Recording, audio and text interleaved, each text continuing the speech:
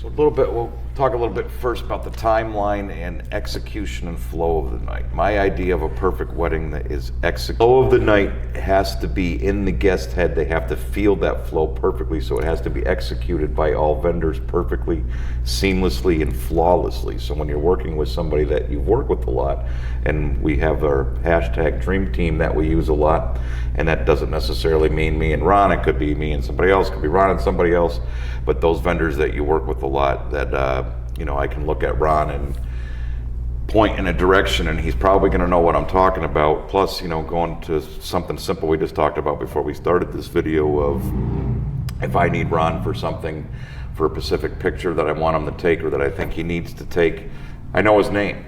There might be a vendor that I work with that I don't work with often.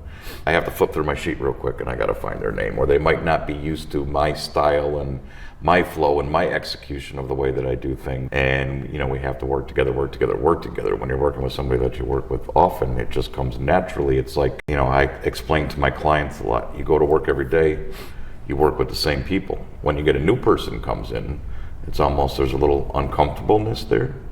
And they start working with that person, and then once they get used to them, then it creates that seamless work environment with them. But it takes a little bit to get used to them. So it might take 1 or 2 weddings for me to get used to working with somebody. They understand how I work. But when you work with a particular photographer, it could be a venue coordinator, it could be anybody in the wedding world that you work with maybe 20-30% of your year. You just walk in, you're like, yep, boom, done. Even going back to the planning aspect of the wedding, when I'm planning a wedding with a couple and I'm drawing up their timeline, I look down and I go, okay, well, their JP is Dale. I know Dale likes a lapel mic. Mickey as well likes a lapel mic now, so I don't even have to ask those questions to the client.